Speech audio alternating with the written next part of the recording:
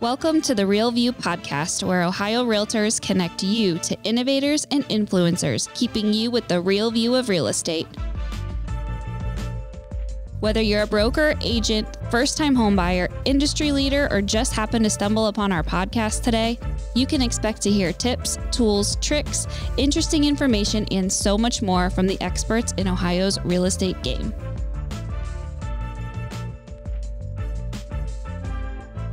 Hi, everyone. Welcome to today's episode of the Real View podcast. I'm your host, Allison Wiley.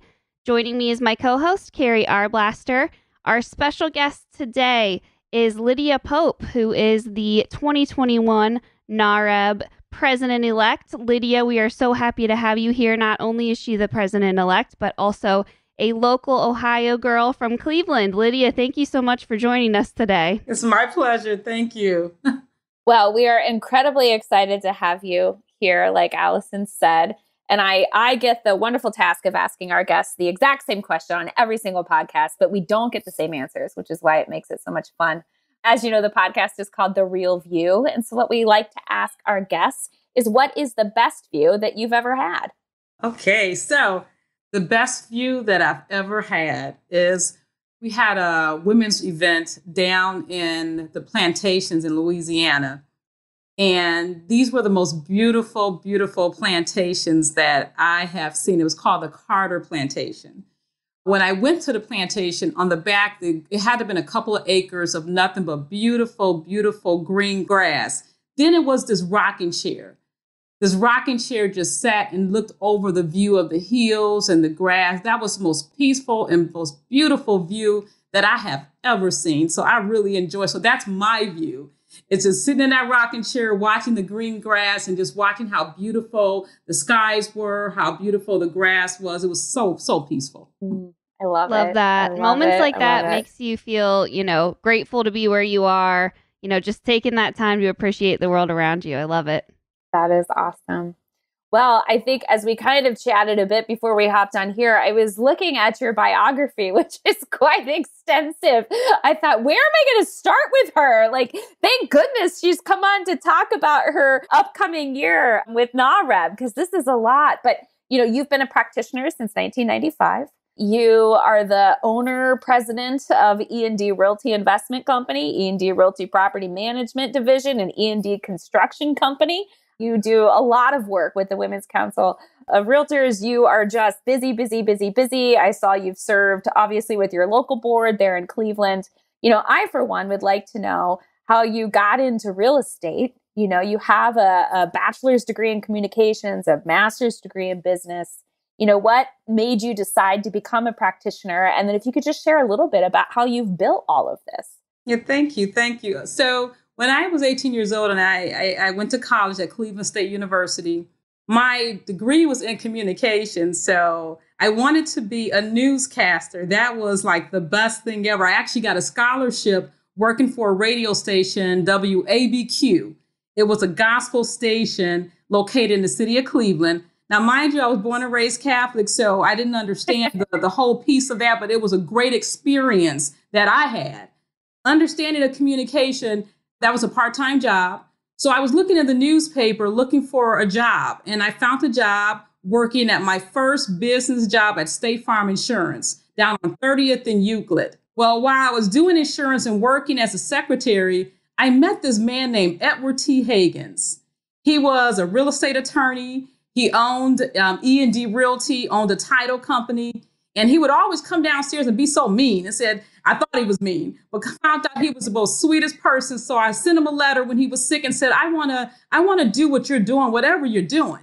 I wrote him this beautiful card. He called me and said, okay, well, I'm going to have you intern and work for me as a secretary, work for him, worked under him as a secretary until I got my real estate license. Real estate was not one of the things I was interested in, but as I began to understand it, it just pulled me into this, and working under him as his secretary, not just his real estate secretary, but his legal secretary, typing out the papers, doing the bankruptcies by the typewriter back in the day. So, yeah, my gosh. Yeah, so totally opposite of my career. But really, it's just that one encounter that I met him and I wanted to do something different. And I was so young then, and that's how I transpired into real estate, not understanding it at all. But as I began my classes, and as I was taking my classes and got my degree, real estate began to be a part of that. And my parents, who have now passed on, they owned a home. And one day I found a real estate card. My mom handed me a real estate card that was from her mom and said, honey, this is something you need to consider buying your own home. They owned their home right in the heart of the community. And I figured that between Mr. Higgins and his training and my mom and her passion and being a homeowner was one of the passions that I feel that I needed to do as I began to get older. So I took my classes through Tri-C and university, my real estate classes. So I used my college credits to get a degree and do my real estate at the same time. I kind of dabbled into this business of real estate. Yeah. That's amazing. I love that.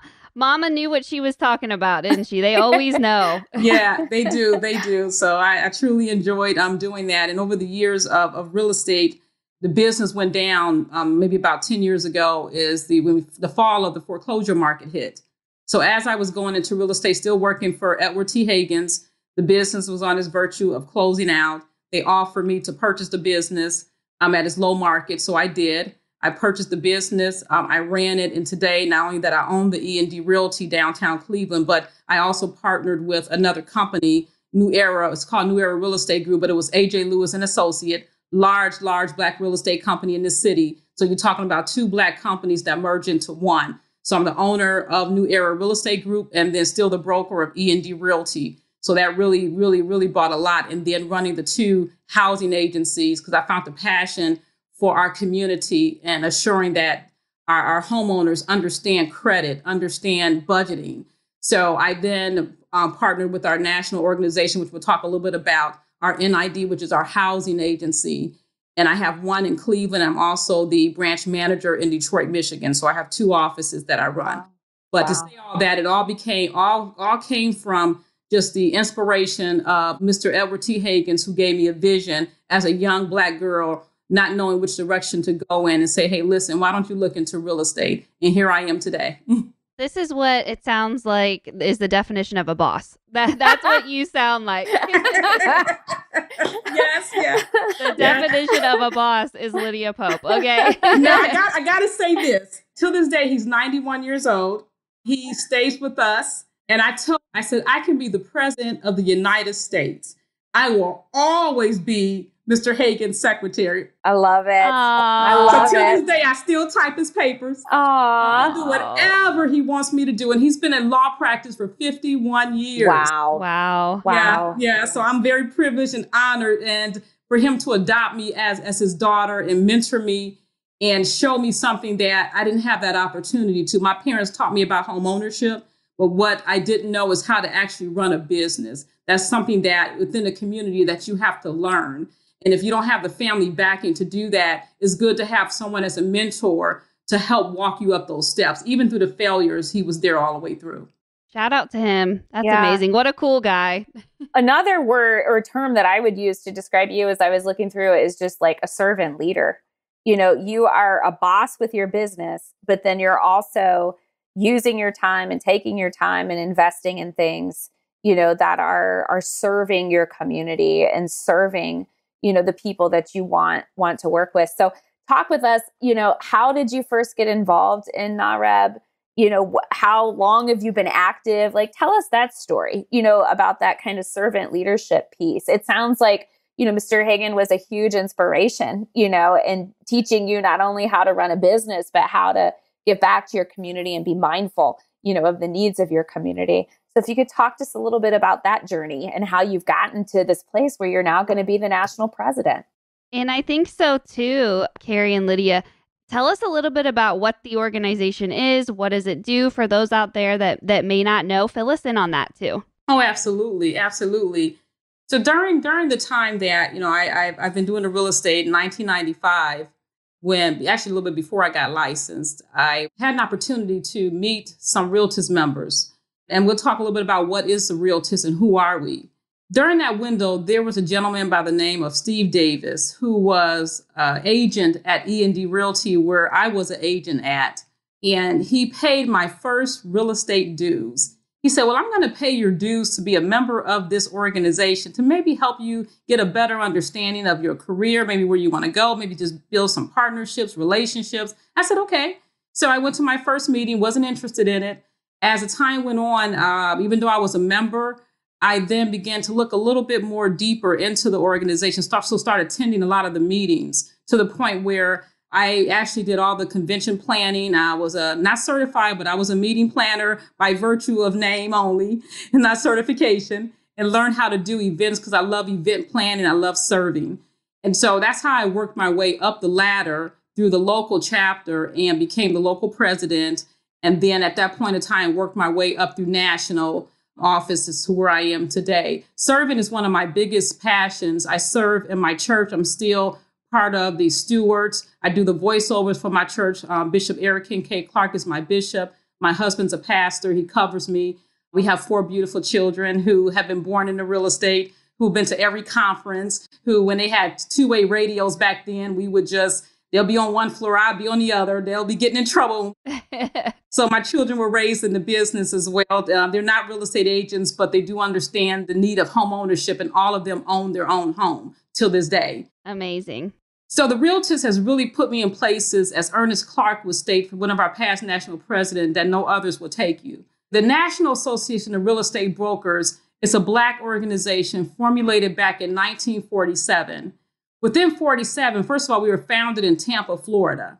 We were considered a civil rights organization, but then ventured into the business of real estate when we were not allowed access into the organization for the REALTORS. That's how the REALTIST was formulated. Now our partnerships are great because you have 4 great partnerships. You have NAREB, you have NAR, you have ARIA, which are the Asians, and you have NAREB, which is Hispanic. So diversity is just so important in today's economy, which I know we'll talk about in a little bit. So within the NAREB group, the organization then built on affiliates. It's what we call our organization. So within our organization, we have 10 different affiliates. This is what we do to help grow our membership.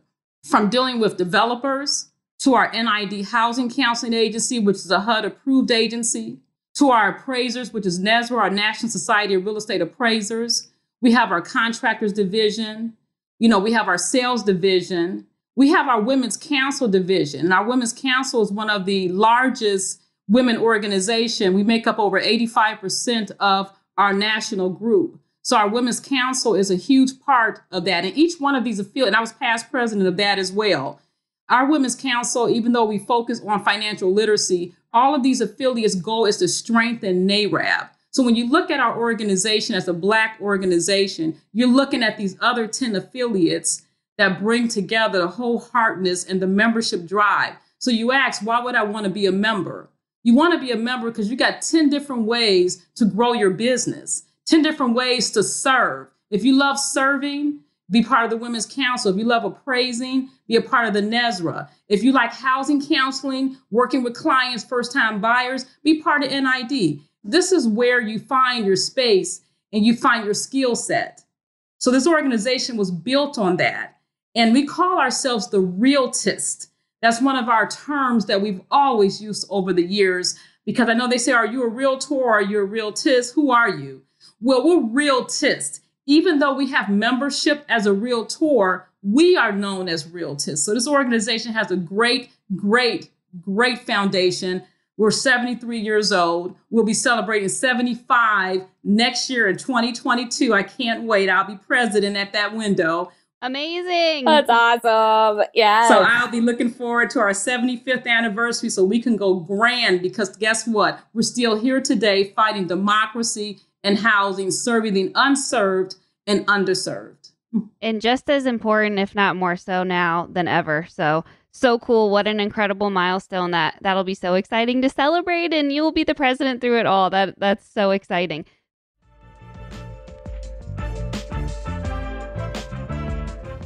This episode of The Real View is brought to you by the Ohio Association of Community Colleges.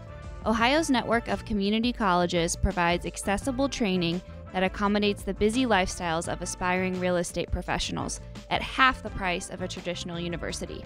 With convenient locations in every part of the state, as well as online options, Ohio's community colleges are your smart choice for pre-licensing education. For more details or to start the journey to a real estate career, visit the education page at ohiorealtors.org and then click on the pre-license course locations. So talk to us a little bit about being the incoming president. What does that mean? What are you hoping to accomplish? We were chatting before we started recording about things you're looking forward to as far as the inauguration and hopefully being able to have a great day for that this summer. So talk to us about that. So my inauguration will be August of this year of 2021. I do look forward to that. And I'll be going in as the 32nd president of this great association. So what are the things that we do that will really grow our organization? With NAREB, our goal is to increase the home ownership. So we have an initiative called 2 million in Black homeowners in 5 years. Well, what is that? Our goal is to continue to increase the home ownership. This initiative started in our President Cooper's administration some years ago to work on things like your student loans, affordability, credit scoring, property evaluation, loan level pricing. These are discriminatory challenges that the Black community faces today. And so the 2 million and 5 is part of that initiative. And we roll out all of those items at our CBC, which is the Black Caucus, that's every year, where we call it the State of Housing in Black America. That's one of our initiatives on top of the 2 million in Black 5 homeowners. So the 2 million in Black 5 homeowners is our initiative. And under that is our State of Housing in Black America, where we talk about the access to credit, where we talk about the affordability, where we talk about the property evaluations, where we talk about the fair housing rules, where we talk about the student loans, the loan level pricing adjustments. And actually it's on our website as well. And you can find out all the details, all the writings, all the statistics, all the information on that. But our goal is to continue that process. Those are things that have not changed. We don't want to reinvent the wheel. If this is still issues that are going on today, why create new? Let's continue down that road. Let's make some differences. Let's increase the home ownership of the African American community. And let's make sure we do this together as a whole, whether you're NAR, whether you're NAREB, whether you're ARIA, or whether you're NAREB. We all need to do this together. Sounds like we are in great hands with you as the incoming president. And I'm so excited. I can't wait to see what you're going to accomplish this year and beyond. I'm sure it's going to be amazing. And I was flipping through the report, the State of Black Housing in America report, right before we started. What are some of the things that stood out to you in this report? I know you mentioned a few of the challenges that are faced, but what are some of the things that really stand out to you in reviewing this report? Well, some of the items that really stands out with us, and again, we'll be expounding on that more in August at our CBC, but one of the major things is the credit scoring. You know, we know our goal is to have the CFPB, HUD, FHFA to encourage the banks to have better scoring regulations, to work with those that are disadvantaged. And that's our biggest drive. Homeowners, when we're doing housing counseling, we find out that the debt to income ratio and the credit scoring has been one of our biggest issues. These are taking our Black folks out of home ownership and not allowing them to buy as they want to buy, as they should buy. The other part is that the down payment programs, a lot of times they may qualify for down payment, but then there's not enough programs because either because of the credit scoring that's affecting that and not allowing that debt to income ratio to get these down payment programs that are available for them. They don't get them because they can't get past the credit scoring. They can't get past the DTI. And then we're also talking about the property evaluations. What are the values in some of the unserved communities? Working with our appraisers to understand, you know, this is where we live. These are the communities that we're in. You know, properties may not be as valued. So how do we increase that? How do we work with our Black communities on appraisal values? So those are some major pieces that you'll probably see most likely in our State of Housing that's forthcoming in 2021. And it's still within our State of Housing that's in the report as we speak. And the last thing is our loan level pricing adjustments. You know, Blacks are still having to pay more because of the misdeeds of the lenders, the lender practices. We want our banks and our lenders to really work within our Black communities. We want our Blacks to be able to go into the city buy a home, go to the bank, sit in there and feel comfortable and don't feel as threatened to buy a home. They're afraid of that because they're afraid of the denial, because of the student loans, because of the DTIs, because of the credit scoring. So those are your main factors that pours into that. I tell people, just walk the streets of a Black community. I've been born and raised right in the city. And so I understand, what it feels like to not have a bank at the corner of your street to walk to get some help. So we really want to bring that out with our lender partners and create some solidarity as one whole. Growing up in the community also is sharing the experiences of what we felt, what we've been through. How when my parents bought their home, they had to do land contract before they can actually purchase, because they didn't have the credit. They didn't have the understanding of education. So these are major pieces that we wanted to go to be able to increase our Black wealth within our communities. That's so interesting. I've never thought of that, the fear of that. Why even try if you know that you're going to get rejected? I think so many of us live with that fear, and especially the fear of rejection. So that's a really cool point that I'm glad you said that. I'm glad you brought it up. So I think, everything that America went through in 2020, especially with the death of George Floyd and the police brutality that we witnessed, what was that like for you? And I think, especially with all the work that you're doing right now, this is so much of a part of your life. And you stand for this, before all of this happened and this reckoning started in 2020. What does that mean to you? What are some of the challenges that you see in real estate with diversity? And our 2021 president, Seth Task, has made diversity one of his main focuses for this year. So what are some of the challenges of diversity in real estate? How do you think we can rise to meet those challenges? First of all, I talked earlier about some of the diversity challenges, some of the challenges that are in diversity. There's other challenges like discrimination in housing. I've had an experience where I felt that, I've seen it, I've been there, showing a house when they wouldn't let us in because we were Black. And I'm a real estate broker. I've showed properties. I've experienced that feeling, going to an inspection to find out that they're audio taping us because they don't trust us in their houses. I've experienced that. So these are just experiences. These are just not experiences, but these are actualities that we need to make changes about discrimination and fair housing, allowing us to be able to buy properties where we want, how we want, in any way we need to do that, because that's so important for us to come together. Training and educating our real estate community is one of our biggest pushes. I know with the George Floyd, we hear a lot about the discrimination. The only thing is that it never changed, it just finally got exposed. This is a time now that we come together and take advantage of the window where now the exposure is out.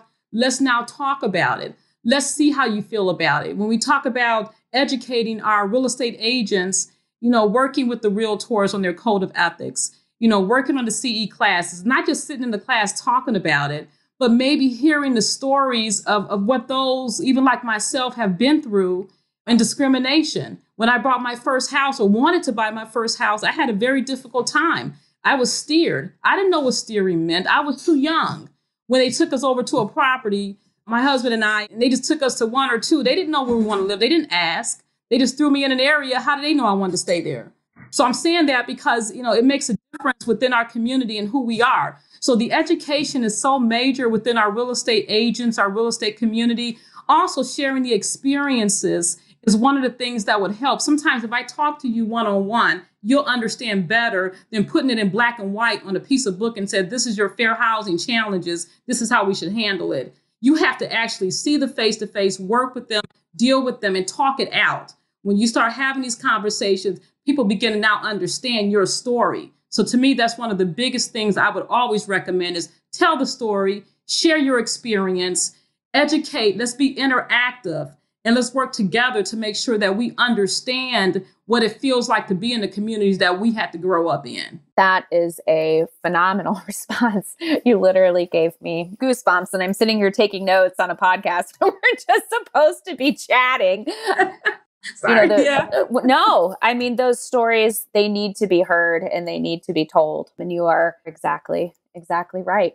What a year, right? What a year. And I do want to talk about one last thing before we wrap it up here today. We had Diane Disbro, who's been on NAR's Professional Standards Committee, on a couple podcast episodes ago, and she was on talking about the new Code of Ethics changes.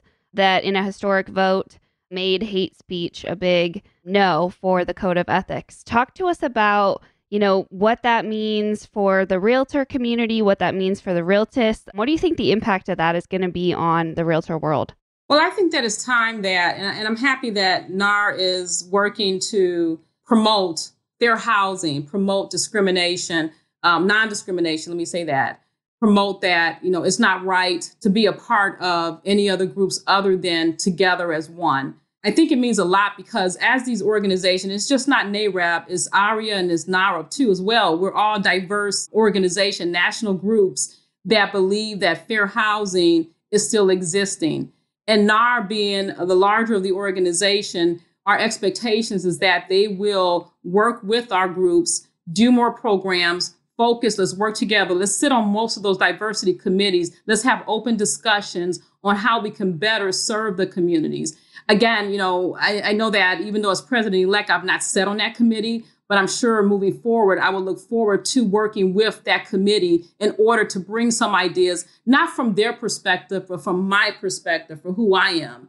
I'm a Black woman that was born in the city, and I know what it feels like to be discriminated against. So why not have the conversation with them? Why not talk about some actions and maybe even some reactions? But the goal is to work together. We're not here for discriminative practices. We're here to be diverse. We're here to work together, and we're not going to always agree. But one thing we should always agree on is to make sure that, number one, that we're practicing fair housing, the code of ethics are followed, and not just followed, but understood. I told you it's one thing to have it in black and white and to say these are the codes. It's another thing to understand why it is the way it is. It's just not written there to be written there.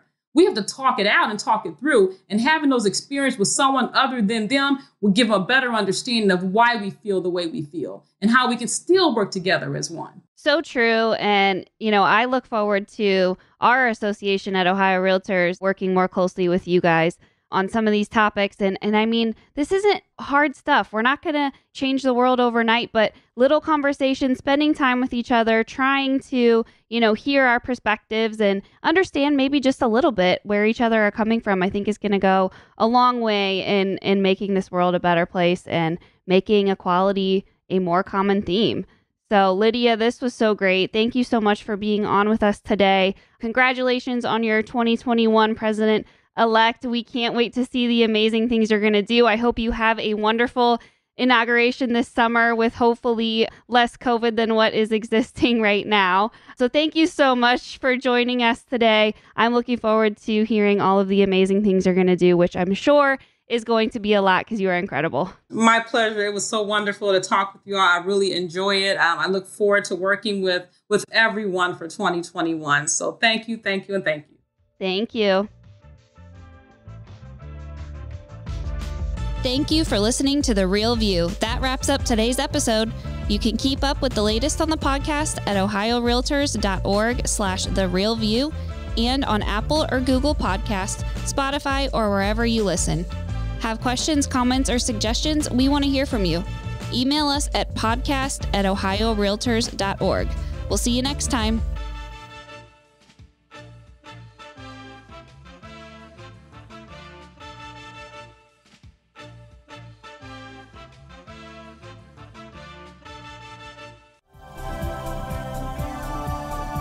This has been a Humble Pod production. Stay humble.